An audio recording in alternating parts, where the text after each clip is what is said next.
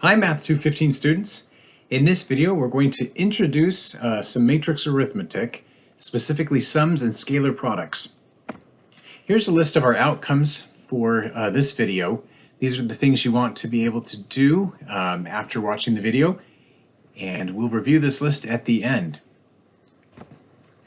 All right, now if we define what we mean, it is possible to add, subtract, and multiply matrices together. Now, to this point, we've dealt mostly with vectors, and we've talked a little bit about how matrices can interact with vectors, but for the next few videos, we're going to talk just about working specifically with matrices. Now, if you look at that list, addition, subtraction, and multiplication of matrices, you might ask, why would we want to do arithmetic with matrices? What's the benefit? You might also wonder why division is not listed in the operations we'll talk about, and are there any other operations that aren't listed but that we should learn along the way? We'll start to answer these questions in this video, and then we'll keep up with them in the next couple of videos. To help us out, we're going to introduce some helpful vocabulary. If A is any matrix, let's say that A is m by n, so it has m rows and n columns. For any numbers I and j, the ij entry of A is the entry located in row I and column j. So for example, if I were to talk about the 2, 1 entry of A, the 2, 1 entry, I'd look for which entry is in the second row, first column, and that would be 4. Similarly, the 2, 3 entry would be over here with 6, and so on. Now, sometimes we will talk about what it means for matrices to be equal. It turns out that we define it in this way. Remember that A is supposed to be an m by n matrix. If B is also an m by n matrix, then we can say that A and B are equal, and we can write A equals B if for every pair ij, the ij entry of B is equal to the ij entry of A. So what that means in practice is that the same values should appear in corresponding locations between the two matrices. So for instance, I might write this expression here, and you'll notice that though they look a little different, if I simplify the values in the first matrix, I do get exactly the values in the second matrix in the right locations. So these two matrices are equal.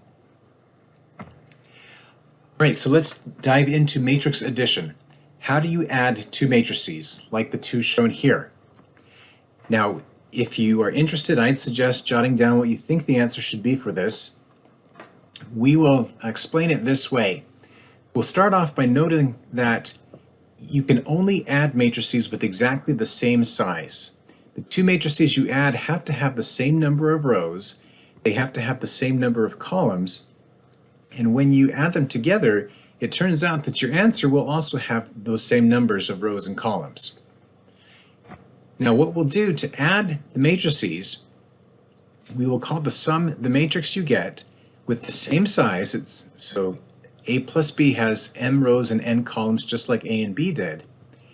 And the ij entry of A plus B is the sum of the ij entries of A and B. So in other words, what we're going to do is we're going to take the entry in the top left position, add it to the entry in the top left position, and record the answer in the top left position. So 1 plus 4 is equal to 5. Then we'll move along, and the 1, 2 entry here plus the 1, 2 entry here gives us the 1, 2 entry here. In this case, 2 plus 1 is equal to 3. And then if we add the next positions together, 3 plus 6 is equal to 9. And then continuing in the same way along the bottom row, we fill out all of the entries for the sum matrix. Okay? Okay, now that's addition. It turns out that one of those other operations that will be useful for us to look at is scalar multiplication. Now, we've talked in the past about how to multiply a vector by a scalar, and this won't be all that different. It turns out that you can multiply a matrix of any size by any scalar, which remember for us is just a real number. Like 7. If we wanted to multiply 7 onto this matrix, what would it turn out to be? Make a guess. See if we're right. Okay, so here's the idea. If A is an m by n matrix and K is a scalar, then the product, K times A, is the m by n matrix. So in other words, we're going to end up with the same number of rows and columns as we had originally. But what we'll do is we're going to take that 7 and we're going to multiply it onto each entry of A, maintaining the entry's positions. So I'm not going to change the position of anything, but I will take 7 times 4 and record 28 in the top left. 7 times 1 gives me 7. 7 times 6 gives me 42. And if I multiply 7 onto each of the numbers in the bottom row, we'll get 21, 35, and 14. And that's all it takes to multiply a scalar onto a matrix. All right, now this will be handy for us as we move along. But let's jump to the next operation of matrix subtraction. Now, at this point, maybe you can see where this is going to go. If you were to subtract these two matrices, once again, like with addition, you can only subtract matrices having exactly the same size, so same number of rows and same number of columns, and your answer will have that same number of rows and columns. And then to subtract, maybe you suspect that you should take entries in corresponding positions and just subtract them. And it turns out that that's exactly right. You're going to subtract entries in the same position in the two matrices and record the answer in that position in the answer.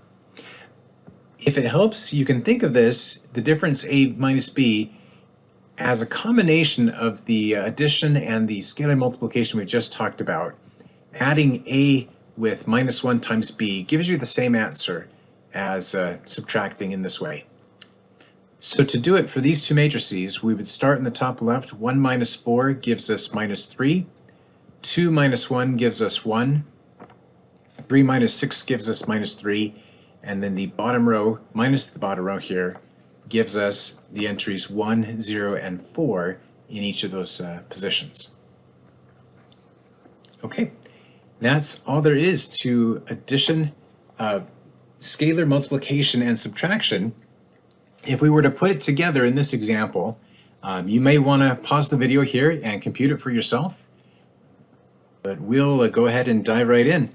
To compute this, 4 times the first matrix minus 3 times the second matrix plus 5 times the last matrix, my scalar multiplication is going to happen first. I do that before addition or subtraction. There's still that same bit of order of operations. We do the multiplication first. So I'll take 4 times the first matrix and get this, and then 3 and 5 times the other two matrices gives me these three matrices here. And then for the subtraction and addition, to save space, I'll combine the two operations at the same time. But remember, we do those subtractions and additions entry by entry. So I would take 28 minus 3 plus 0, and that would give me the top left entry. And then in the other three entries, I get these differences and sums that you see there. Doing a little bit of simplification gives us a final answer of 25, 33, 14, and 20, and that is our simplified computation. Okay, now we know how to do this matrix arithmetic. We haven't said so much about why you might want to do matrix arithmetic. And we'll kind of make up some examples here. You'll see this all the time in whatever you go ahead to use linear algebra for. But for right now, let's just take a look at nutrition labels. So some foods are required to have nutritional information, both on how much stuff is in each serving of the food, but also how much is in the container of the food. If there's a chance that you might consume the entire container in one sitting, they want you to display, they want the food company to display how much fat, how much cholesterol, how many calories, and so on are there in the entire container. So we have a list of information here in two columns, and I can sort of condense this. If I wanted to just focus on calories, total fat, and sodium, I could take those numbers for calories 110 and 330 and put them in two columns of this matrix. For total fat, we have 0.5 grams and 1.5 grams, and for sodium, we have 400 milligrams and 1200 milligrams, and that's displayed there. Now, if we did set up a matrix in this way, what would the scalar multiple 5n tell us? So 5 times this matrix n, well, that's just a scalar multiplication. I would multiply 5 onto each of the entries there, and I'll have another matrix with 3 rows and 2 columns. What do the entries here mean? Well, in the first column, where we started with the amounts per serving, calories and total fat and sodium, this tells me how much of those I would have if I consumed 5 servings. So eating 5 servings of 3 pretzels each, so eating 15 pretzels would give me 550 calories, 2.5 grams of fat, and 2,000 milligrams of sodium. Now, on the other hand, the second column in the original matrix told us how many calories and how much fat and how much sodium there was per container. And so you might imagine this to be either eating 5 containers at once, and I would not recommend that at all, but perhaps you consumed 5 of these pretzel containers over the course of a week, and then this would tell you how many calories, how much fat, and how much sodium you got just from those 5 containers over the course of a week. Okay, now if we wanted to stick with nutrition labels for another minute, we could suppose that we were given per serving information for vitamins and minerals in foods, and suppose that this information was given to us in percentage of the recommended daily allowance. And we get our data, and let's suppose that we format it in this way. So we have a 7 by 4 matrix. The first 2 columns capture the 14 vitamins. The last 2 columns capture 14 minerals. And let's say that food A is a meal replacement shake or a meal supplement shake. You'll see that that comes loaded with vitamins and minerals. These are the percentages of your daily allowance each shake provides you. In matrix B, let's suppose that we took a breakfast cereal, which obviously is not packed with as much, but it's still a healthy cereal. It does give us a good amount of some essential vitamins and minerals. And for matrix C, let's suppose that we take a look at a daily multivitamin. And because it is a multivitamin, you'll see that for some vitamins and minerals, they go a little overboard. They give you more each day than you actually need. Now, if we had these 3 matrices, what would the matrix 2a plus 3b plus c mean for us? What do you think? Well, we're not going to actually compute this value, but you could scale the first matrix by 2, the second matrix by 3, and then add them all together to get this quantity. And what it would tell you is, in percentages of the recommended daily allowance, how much you would get in each of these vitamins and minerals if you consumed 2 of those shakes, 3 bowls of the cereal, and took 1 of the daily multivitamins. And so, for instance, for vitamin A, we would get 2 times 20 is 40% of the daily allowance, 3 times 15 is 45% of the daily allowance, and C is 100% in the daily allowance. So eating or consuming this much would give us 40 plus 45 plus 100 equals 185% of our recommended vitamin A. And then looking at all of the other entries in the matrix and seeing what they correspond to would tell us the amounts that we got for each of those other vitamins and minerals.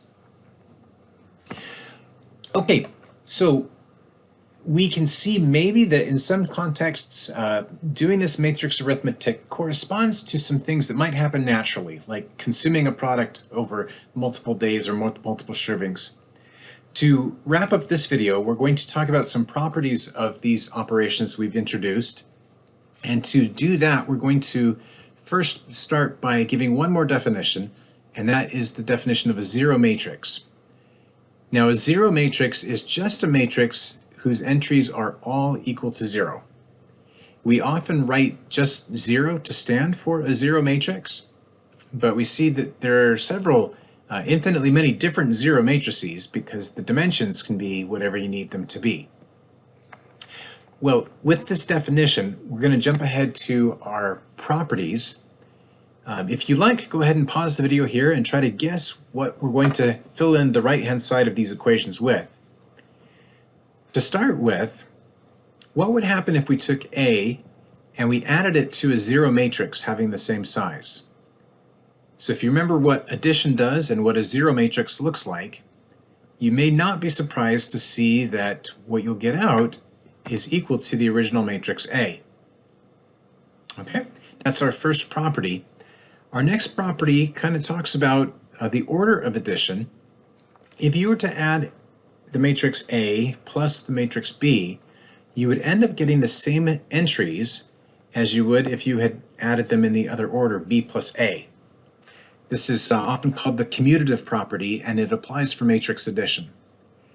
Similarly, the next rule down is the rule about the associative property.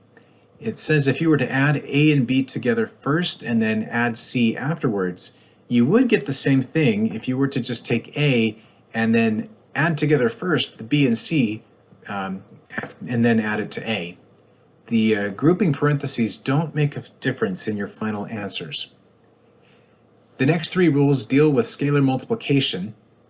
It turns out that if we reveal the right-hand side, it seems that scalar multiplication can distribute onto the sum of matrices, as you see here. Adding two scalars and then multiplying it gives you the same thing as multiplying each of those scalars onto the matrix and then adding the results together. And if we were to put grouping parentheses around two scalar multiplications in a matrix, it turns out that it does not matter whether you group the scalars together with normal multiplication followed by scalar multiplication, or whether you do a scalar multiplication followed by another scalar multiplication. You get the same thing. All right, with that, we have started to answer some of these questions. We've talked about adding, subtracting, and multiplying by scalars. In the later videos, we're going to talk about how you actually multiply matrices together. We've started to indicate some reasons why you maybe would want to do arithmetic with matrices. We have not yet talked about division, why it's not included in the list, but that will be coming in future videos. And finally, let's take another look at those outcomes. Before moving on from the video, please make sure that you can recall each of these things, the definition of the IJ entry, what it means for two matrices to be equal, what their sum is defined as, what the scalar multiple of a constant onto our matrix means, what the difference of two matrices is, what the zero matrix is, and how we often write the zero matrix. Please make sure that you have learned from the video how to perform each of those operations we've just mentioned, and remember to check whether the operation is allowed based on the size of the matrices involved. All right, with that, we'll see you in the next video where we'll start talking about matrix multiplication.